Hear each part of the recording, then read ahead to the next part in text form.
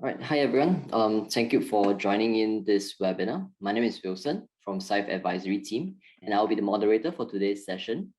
So for the topic today, we'll be touching on geopolitics and climate turmoil, and is clean energy the answer? So for today's host, we have Grace. She's the director of our investment research, and she's responsible for our investments research in Syfe. So before joining Syfe, Grace spent more than 7 years with Franklin Templeton in Singapore and London as product specialist covering fixed income strategies. And prior to that, she was a research analyst in Barclays in New York. And with us, we have the team from Global X.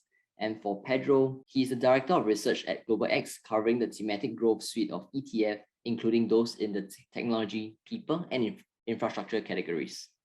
And for Alec, he is the research analyst covering ETF within the thematic growth suite, particularly focusing on the physical environment and people and demographic categories.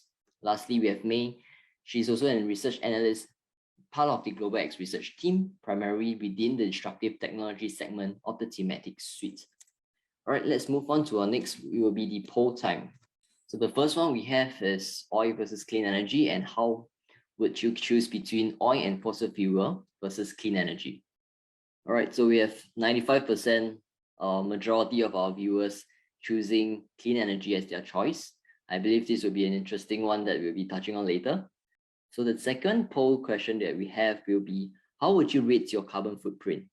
All right, quite a mixed result over here. So still 48% goes into average. And I think it's quite hard to actually determine like your own current carbon footprint. Okay, one more over here. We have the most efficient energy source, which is the most efficient energy source. And we have wind, geothermal, hydropower, solar, and nuclear. Right. Surprisingly, a lot of people are sliding more towards nuclear. Maybe we can chat a little bit more about this and see how we can determine which is the most efficient one. It's quite interesting because we ran the polls on Instagram over the last 2 days. So solar was the most popular option there. I think because of in like the context of Singapore, right? Given that we don't really the other options are not really that present for us. Yeah, but Pedro and his team will be covering that in their comments later on.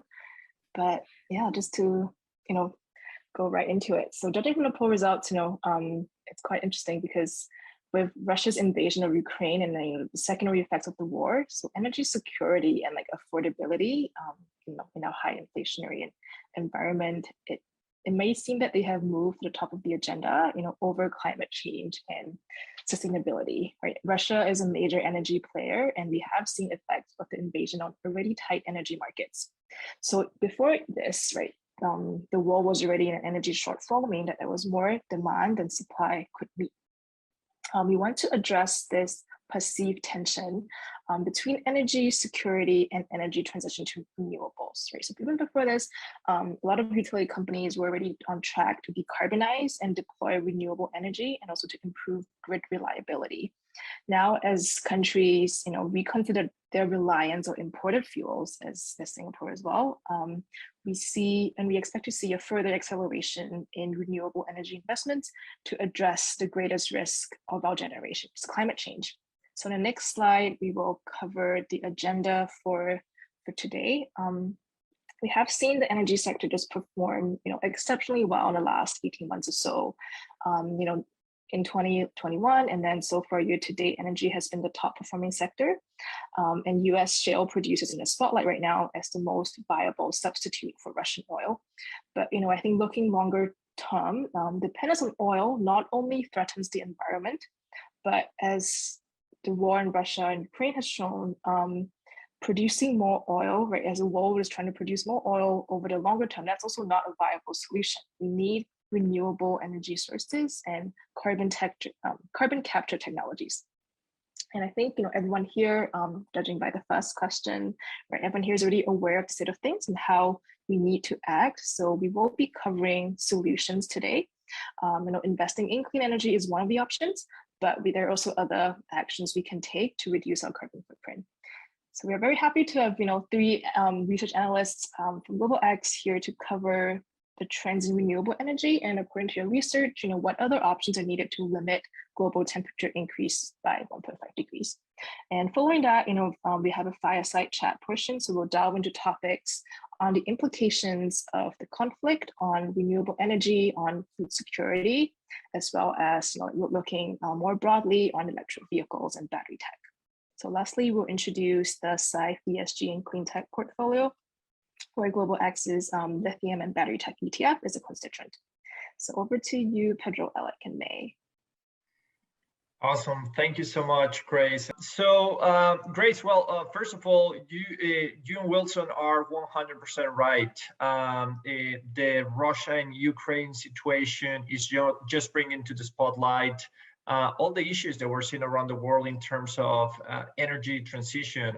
Just for context, 40% of the gas consumed in the European Union alone came from Russia in 2021. So Russia definitely a big player in terms of the production of traditional energy sources and fossil fuels. So as you might imagine, this is really just accelerating the energy transition around the world.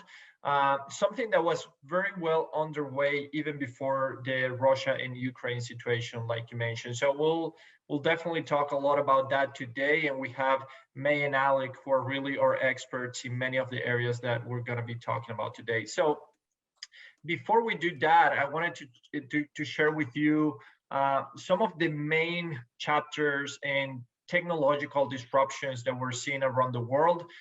This is really a project that we worked with the Wall Street Journal back in December 2021, so slightly less than 3 months ago, where we uncovered many of these areas. Of course, today's focus will be on climate change and mobility, and how many of these technologies can address all of the climate change concerns that we have around the world. And the reality of this project that we put together is because we are cognizant that we're seeing massive disruption around the world. Traditional sectors in our economy are essentially facing very high levels of disruption. If you think about the transportation industry, we know that the industry is shifting towards electric vehicles. If we think about even industries within or sectors within the industrial sector, that's being disrupted by robotics and AI. So we believe that as investors, we should take proactive approaches when it comes to investing to be able to capture all of these, all of the disruptions that we're seeing around the world. So that's really the foundation of charting disruption and how we did that. Very briefly about Global X. We're an ETF issuer based out of New York City. We currently manage over $43 billion in assets under management. We have over 90 different ETFs, about 34 thematic ETFs. And for us, thematic investing is really about the process of identifying disruptive macro level trends, and then the underlying companies that stand to benefit from the materialization of those trends. So again, we have 34 different thematic ETFs, everything from cloud computing, video games and esports, renewable energy, clean tech, solar, wind, all of these areas that are in one way or another disrupting our economy. Of course, we're a global team. We also have offices around the world, including in some places in Asia.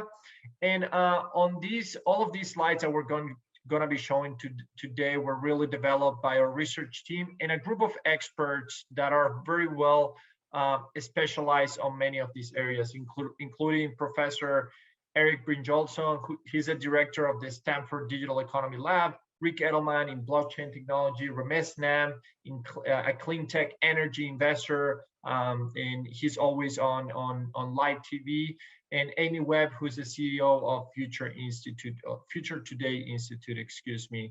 So a lot of good research and slides here. Of course, we're going to be skipping throughout many slides just to be able to answer your questions. So I think that with that introduction, Grace, we can jump into some of the questions that you might have. So Alec and May can kick us off here. Okay, yeah, great, thank you. Yeah, so I think to start, we want to talk about the implications on on energy, more like the traditional, but also as the transition for renewables go.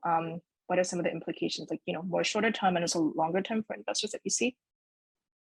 Certainly. So as Grace alluded to earlier, we are seeing pretty strong performance in the renewable space. Of late, we're seeing month to date, and certainly since this invasion began, you've seen renewables broadly outperform major indexes, and it is because of this invasion in Ukraine is spurring these conversations surrounding energy security, energy dependence, where certain nations are acquiring their energy-based commodities from. And certainly nowhere is that more prominent than in the European Union. Certainly, as Pedro mentioned, is 40% reliant on Russia for natural gas, imports about 1/3 of their oil from Russia as well. So certainly that's something that leaders in the European Union are all of a sudden trying to shift away from. There's initiatives to cut dependence on Russian natural gas by 1/3 in 2022 alone. Certainly, if you're importing 40% of your gas from Russia, that is a seismic shift in your energy mix if you're trying to move away from that. So that's going to, I think there's certainly short-term ramifications for that, long-term ramifications for that, for Europeans, for investors, for everyone involved. And I think there's going to be this short-term sentiment boost as we see this plan get more fully fleshed out. Because still in the European Union, there are details, there are plans, but it's certainly a question still how leaders are going to be able to achieve this. So that's certainly in the short term. We are likely to see those continued conversations in Europe and around the world in terms of how resilient energy supply chains are to geopolitical disruption. That's certainly a continuing conversation that I think in the short term could be helpful for renewables. And I think in the long term, this is going to move up those timeframes in terms of renewable energy adoption. I think the other factor here too is this rising commodity environment for traditional oil and gas, for traditional hydrocarbons. In some ways, this plays into favor for renewables as well, both in the short term and the long term. You can see at the bottom of this slide here, the bottom right, it shows the levelized cost of electricity over time for renewables. And we're seeing over the last decade, really solar especially, and also onshore wind have become some of the most inexpensive electricity that you can throw on the grid. And there's a lot of reasons for that: economies of scale, better technology, et cetera, increasing efficiency, which is something we can touch on another slide as well. So we're seeing that renewables are very attractive on a cost basis versus these traditional hydrocarbons. And that's why it's likely between now and 2026 that about 95% of new electricity that the globe puts on the grid is going to be renewable of some sort. And it's because of these cost benefits. Now, all that is to say, actually the hydrocarbon commodity pricing environment, the fact that oil and gas have rallied significantly, this makes new additions of renewables look even more attractive on a cost competitive basis. Even though the cost of renewables has increased because of this crisis, certainly oil and gas prices have risen enough to compensate for that. So that's a little bit of color on the short-term and long-term ramifications. Certainly, you're also going to see some developments in the hydrogen space, which we could touch on more as well. But that's just a brief overview there. Yeah, okay, cool, thank you. Yeah, just wanted to also touch upon the price action that we've seen, right? Because before that, I think earlier in January, like anything that's more like tech and like growth related have just, really had a tough time. But then now with this, like people are looking at renewables again, more with like that as a replacement longer term for traditional fossil fuels. We've seen some of that positive momentum kick in for these like clean tech stocks too. Yeah, could you talk a bit about that, or if you have any insight there? Sure. Well, it's actually it's interesting because you're seeing over the last 2-3 years, you're seeing sort of investors come to the same conclusion based off of different commodity pricing environments. So during the pandemic, you saw, I mean, oil went negative at one point in terms of those contracts. And certainly renewables had strong performances in 2020 as well. And again, you're seeing it again. I think the conclusion that investors are drawing is to that point that you mentioned earlier about energy security. Probably from a geopolitical standpoint, the biggest advantage of renewables is once you've created that capacity, you're not reliant on other nations for commodities, oil, gas. So I think that investors are starting to sort of key in on this idea here that the volatility in the oil and gas industry, how subject all these companies are to geopolitical risk. Again, Russia sort of played a role in that 2020 oil crash as well, because they refused to increase production strategically. So I think investors around the world are starting to realize that certainly there are these vulnerabilities in traditional oil and gas. And this is, besides, again, this climate imperative to switch to renewables, I think there's, it makes a lot of sense in terms of geopolitical risk as well.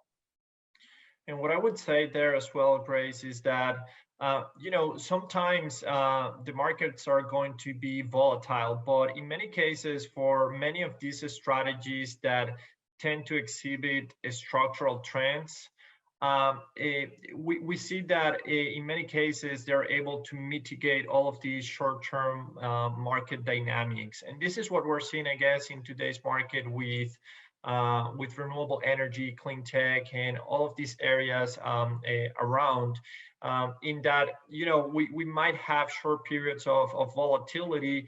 The structural trend is essentially intact. And again, as Alec mentioned, and as you mentioned as well, all of these short-term trends are just accelerating the trend at this point when it comes to that transition to new forms of renewable energy. I think that for investors, the key message here is that even during periods of high volatility, we believe that many of these thematic strategies exhibit structural trends. We're really thinking about these strategies as a strategic asset allocation within our portfolio, something that we believe are going to play out over the next 5 to 10 years. So all of those short-term market dynamics, it could be sometimes considered noise, especially around this space where we're going to see trillions of dollars being spent over the next few years. In fact, I believe over the next until 2050, over the next 3 decades or so, over $100 trillion will have to be spent on renewable energy sources to meet many of the climate change goals that we're seeing policymakers making around the world. Thanks. It actually goes right to my next question on infrastructure spending, or some of the policy support that you've described. Would you be able to talk about that too? Sure. Pedro, I'm trying to remember what slide that is. We do have a slide on this in the infrastructure section. But in the US, you are seeing really strong spending areas. I believe it's something around 65 billion in terms of investing in clean energy and the grid. A big part of this is grid resilience, as well as increasing the flexibility of the grid as well. So what that looks like in the US is building out these high voltage transit lines where you're able to transmit energy over long distances. Certainly the goal is to be able to, you do lose some efficiency when you convert renewable direct current into alternating current, which is pretty much the state of affairs in most markets, and particularly in the US. Pedro, I think it's a little bit earlier here. I think it might be the slide right before this. Yeah. So you see, we're considering that 73 billion investment. We're calling that electrification, and that's again an investment in the grid, an investment in clean energy. But you're also seeing about 7.5 billion for electrical vehicles as well, which is certainly significant in terms of building out some of those charging stations, which maybe May or Pedro might add upon later. But you are seeing this investment in making the grid more flexible, which is necessary for renewable energy sources that have varying generation. They have maximum output at different times in the day. They're not as consistent as perhaps traditional energy sources in terms of power on demand. However, if you are able to build out more heavy duty voltage lines and energy storage, then you solve a lot of these problems. So again, because this bill invests in some of those options, it's certainly a positive for the space in the United States. And Grace, also important that this is not something that's happening only in the United States. It's really happening around the world. We saw after the Russia and Ukraine situation, Germany said that they were planning to cut or to suspend the cuts of subsidies for new solar panels. In Italy, we saw that they approved 6 new wind farms to be built to continue to transition towards renewable energy sources. Belgium, they're planning to extend the life of some of their most recent nuclear reactors by up to 10 years, Netherlands, France, and we're seeing this really happening around the world, also in Asia, a lot of policy support, even in China, where we're seeing the phase out of subsidies for electric vehicles.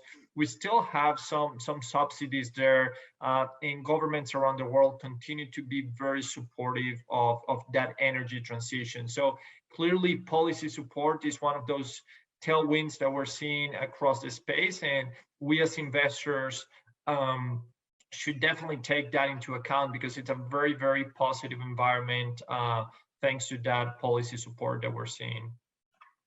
And to add on there again, I think to provide color for the EU's plan, again, there's still a lot of details that have to come out from the European Union in terms of how they're planning on transitioning quicker to renewables. But some points of that plan are to foster more rooftop solar panels, heat pumps, and technology that helps with energy savings. A potentially very powerful policy that's, again, a result of this Russian invasion is this idea to speed up renewable permitting as well. So being able to roll out capacity quicker. You also have this idea of a hydrogen accelerator program in the European Union, which is actually they've already put some numbers behind this. They want to build out about an additional 15 million tons of green hydrogen production between now and 2030. That's in addition to about 5.5 million tons that probably would have been created under pre-existing policies. And again, hydrogen, not necessarily a renewable energy source in its own right, but having that energy storage option could be potentially powerful in terms of giving flexibility for further renewable adoption. So again, strong policy environment before this, and likely the situation in Ukraine could make that even more favorable. Yeah, could you go into a bit of detail, like what is green hydrogen versus gray? And also, this is more of like a personal interest question because you guys look at so much policy. What do you think is a sort of underappreciated, like policy move that is going to move the needle more than what people expect? Great question. I'll address that first one first. So hydrogen is already a pretty significant industry around the world. We already make about 100 million tons of hydrogen annually. The problem is they're twofold. One, we're not really using hydrogen for its potential sustainable use cases, and you're also sourcing hydrogen unsustainably. And that's what gray hydrogen is hydrogen that's created in a process that emits carbon dioxide or other greenhouse gases. And right now, hydrogen is mostly a byproduct of methane or coal or natural gas. So you see a lot of these traditional fossil fuel companies are the main producers of hydrogen in the form of gray hydrogen. And hydrogen right now is used mostly for oil refining, metal production. Probably the biggest feedstock is for ammonia synthesis, which is used in fertilizer. Those are some of the use cases right now. The potential use cases for hydrogen are as a clean fuel source in fuel cells. You can actually have this chemical reaction with hydrogen where you're only releasing heat and water vapor as a byproduct, and you're able to generate electricity from that. So super interesting technology that has applications in both vehicles, especially heavy duty vehicles, but also as a stationary power source. And then you also, perhaps the bigger deal for renewables is as an energy storage option. Once you have this supply of hydrogen, you really have flexibility to use it as a fuel source at any given time.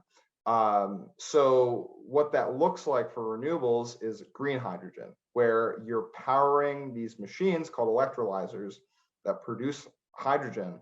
And if you're powering these machines from renewable energy, you really have a free lunch almost in terms of carbon emissions, because not only is the electricity that you're putting into the system, it's renewably sourced, but you also on the back end have this cleanly produced hydrogen that can then later be used for fuel. So again, green hydrogen is the use of renewably powered electrolysis to produce hydrogen. And what that looks like in terms of energy storage is if you direct excess amounts of renewable energy towards these electrolyzers, then you have the supply of hydrogen that you can use again at a later time with flexibility. And in terms of, I think, an underappreciated policy, I'm going to answer that with a potential underappreciated policy because, and it goes with hydrogen as well, is really we have very few tax credits for hydrogen around the world. That was something that was included in the Build Back Better plan in the US, which has been stalled. That's something that China, Japan, the EU, they're all considering at this point for future policy. And I think that's something that could rapidly make this green hydrogen economy more feasible. You can see at this bottom right-hand chart that right now it is quite expensive to make green hydrogen. Most of that is because of the cost of renewable electricity. We could see worldwide the cost of green hydrogen dip below $2 per kilogram, which is an important threshold because at that point, green hydrogen is cost competitive with traditional oil and gas. So that's a really important benchmark that many in the green hydrogen space aspire for. So operating tax credits would be hugely impactful. And I don't think are really getting, I don't think the fact that that was in Build Back Better is getting enough traction. But you're also seeing in the infrastructure bill that passed around $9.5 billion in the US for green hydrogen production, with the explicit goal of reaching that $2 per kilogram level. So that's also a very powerful policy potentially that, again, I don't think it's getting enough traction. Okay, cool. Yeah, Pedro and May, what about you guys? In terms of hydrogen, Grace? I mean, not hydrogen, but just more broadly on, something that on a policy front that you think has not really been getting enough attention or the attention that it deserves. Yeah, absolutely. I guess that one of the areas is around electric vehicles, Grace. I think that especially in China, investors are shifting away of some of the exposure to the Chinese market, especially because policy regulators are tackling down a few sectors like the e-commerce sector or large internet or large cap internet companies such as Alibaba and Tencent, that those companies are seeing some sort of a negative impact from regulators in China. However, that's not really the story that we're seeing across China. And again, it goes back to the point that we still have subsidies for electric vehicles in the country. China aims to be one of the leading countries in the transition towards electric vehicles, and we continue to see a lot of policy support. But as you can see from this slide, even in Europe, Germany has up to 9,000 euros for subsidies for electric vehicles, France up to 7,000, UK up to 3,000. And even here in the United States, there are tax credits up to $7,500 to buy an electric vehicle. Of course, that phases out once a car company gets to a certain number of cars, but still lots of policy support for electric vehicles around the world, and something that we continue, that we believe will continue to be the case at least for the next 2 years. After 2 years, what's important here is that EVs are going to become already cheaper than internal combustion engine cars, and so by then, subsidies are not really being needed to continue to support the adoption of the technology. Yeah, so I also cover more on the mobility side. As Pedro mentioned recently, I actually was listening to him talk about the government subsidies, and that's like very true, I think. And it extends past just those subsidies from like France, Germany, Italy, Greece, Sweden, all of them. They also have tax benefits for a lot of consumers in like, I think Belgium, Denmark, and Norway, even though they don't have direct tax subsidies. I mean, direct subsidies for EV purchases, they do have tax benefits for consumers.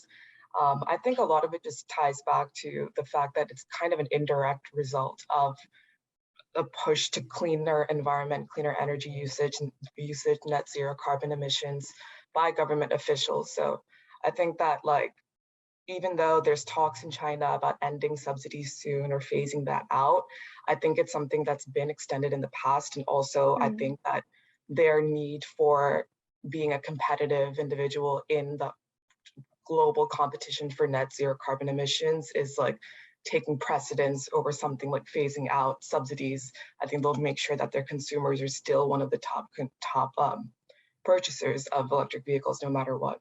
Great. Okay.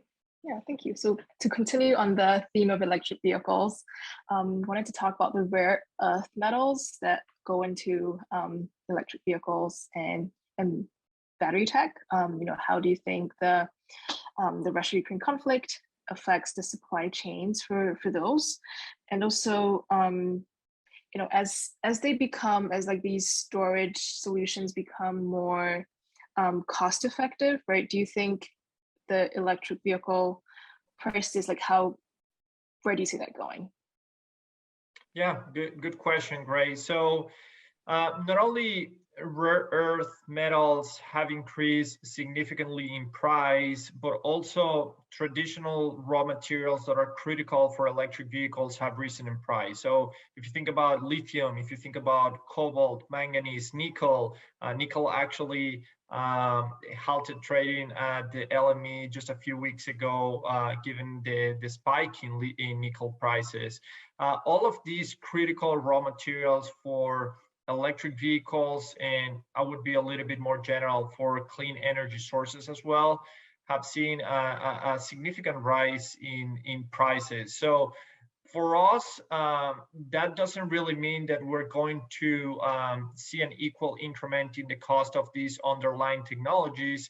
However, it could stop the adoption or decrease the growth of the adoption that we've seen in many cases for this technology. So just to give you an example, here in the United States, Tesla increased the cost of their electric vehicles by 5% just 2 weeks ago as a result of the increase in commodity prices and the underlying raw materials that are used to build these electric vehicles. Rivian, which is another company in the electric vehicle market, also announced that they're increasing by 20% the prices of their electric vehicles. And we're seeing that common trend really around the world, where all of these high prices in the underlying raw materials is making the EV batteries, the lithium-ion batteries, more expensive, and that's being passed down to consumer. Again, probably not at the same extent of the increase in the raw material prices, but still consumers are going to be negatively impacted by the rise of these commodities. I would say that from an investment standpoint, this is also, this could be actually positive for the producers of these raw materials. And here I can use the example of lithium, for example. The lithium prices have risen about 10x to about $60,000 per metric tons over the last year or so. Again, 10x from the historical average of $6,000 per metric ton. And that's going to be positive for lithium miners because they're, number one, increasing their capacity expansion plans, and number two, with higher lithium prices, we're going to see a very rapid growth in the top line revenue for many lithium miners. That's probably not something that we're necessarily going to see in 2022 because many miners already have contracts in place. But as we think about 2023, 2024, it's likely that that top line revenue growth we'll see an acceleration given the high prices that we're seeing in that industry. In fact, one of the slides that we wanted to show you today is that lithium is already in a deficit market. As you can see here, starting in 2022, we're estimating that lithium enter into a deficit, meaning that there is a lot more demand than the supply of the material. And this is just going to accelerate over the next few years, given the fact that bringing lithium to market takes somewhere between 3 to 5 years. It takes a lot of time from the time you put the capital on the ground to the time that you can actually market that lithium. That's just that inflexible nature of supply is just going to accelerate the deficit that we're seeing in the lithium industry. Yeah, I mean, for our audience, if you do have any questions, please drop them in the box, or as we go through them. We will try to answer them as we go over the next portion of the presentation. But I do have one last question for we see if we get any audience questions, and that's on agriculture. And we've all seen just the price of fertilizers as well as like wheat and corn really increase over the last month or so. Yeah, how do you have any able to share any projections or any scenarios of how this if this is sustained, how that would translate into like increased food prices and potentially like food insecurity globally? Right, I can take that one. Okay. Certainly part of the issue here is that already leading up to the Ukraine-Russia conflict, food prices, fertilizer prices, other agricultural inputs, you're already seeing them at a pretty elevated level. Food prices, according to the UN, reached an all-time high in February 2022, right before the invasion hit.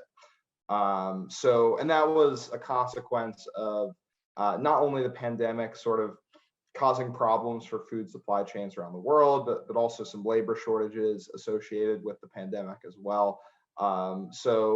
This has been a problem, this food inflation. And the other factor that plays in here too is actually the commodity pricing environment. As natural gas and oil increased, there's ramifications down the line for agriculture, as fertilizer, about 70 to 90% of the cost associated with fertilizer is the input cost of natural gas.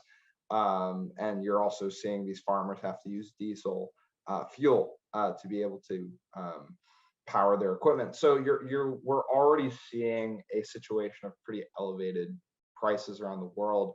Now, the UN is also projecting, based off of purely the Ukraine-Russia circumstance, they believe food prices could rise about 8 to 22% in the next 2 to 3 years. And this could lead to tens of millions more people facing food insecurity. And again, the reason for that is because Russia and Ukraine are major agricultural producers, about 30% of the world's wheat, about 55% of the world's sunflower oil, and Russia is the largest exporter of fertilizer. So certainly this region is very important for world food systems, and we're definitely going to see a pretty exasperated situation in terms of food insecurity and food prices moving forward. Okay, thank you, Alec. Yeah, so if I could just ask, each of you, like, what would you say, like, for an investor who's keen to participate more in this transition into renewable energy, what would you say, like, the key takeaway? Yeah, I would say that, again, we're seeing massive disruption, and I think investors should future-proof their portfolios, especially around the energy transition. There are many ways to capture that opportunity from an investment standpoint. You can think about the actual renewable energy producers that act more like utility companies. You can think more like clean tech and the technologies that are being used by all of these producers of renewable energy. And you can go even more specific into areas like hydrogen, solar, wind, all of these leading energy sources. And again, as you alluded earlier in Grace, here at Global X, we also have the lithium and battery technology ETF to capture the opportunity within the supply chain of electric vehicles. So I think that for investors, it's really important to have that forward-looking investment approach within their portfolios, and all of these areas within the energy transition are really important to take into account. Yeah, thank you. May or Alec, would you have anything to add? Yeah, I would just say, sorry about that, May. I would just say, in terms of climate change and a clean energy transition, you're not only seeing this make sense from a cost dynamic standpoint and efficiency standpoint, but you are looking at some imperatives here. You're seeing climate change. You're already seeing pretty concerning externalities associated with climate change. And we also have this idea of energy dependence as well that we've been talking about. So not only are we seeing the economics start to line up for these technologies, but you are seeing these imperatives that certainly could help drive those themes in the long term. Yeah, from my end, I'm obviously seeing like a more indirect effect because I'm not as closely aligned with renewable energy or agricultural technology. But I think the important thing to realize here is that it might be not a super positive environment for electric vehicles in terms of cost or availability of materials or supply chain conditions. But you're seeing that consumers are like shifting away from an even worse prospect with rising oil prices or things like that, and that major car manufacturers aren't really slowing down their investments or commitments towards electric vehicles, because even throughout every like condition that is going on right now, major producers like Tesla, Volkswagen, Honda, they're all still either increasing commitments, releasing new projections for EV lineups and things like that. And then obviously there's the government aspect that we touched on, but then even with like expanding charging infrastructure and all that it's started already, it's making electric vehicles more easily accessible for the average consumer as it is. And then lastly, for battery technology and all of that, yeah, like raw material prices are surging, but that's also affecting things like internal combustion engines, which have converters that use like platinum or palladium. So it's not that we're the only ones that are seeing electric vehicles be negatively impacted. Everything is negatively impacted. So it's the lesser of like two negative situations at this moment. Yeah. Well, thank you.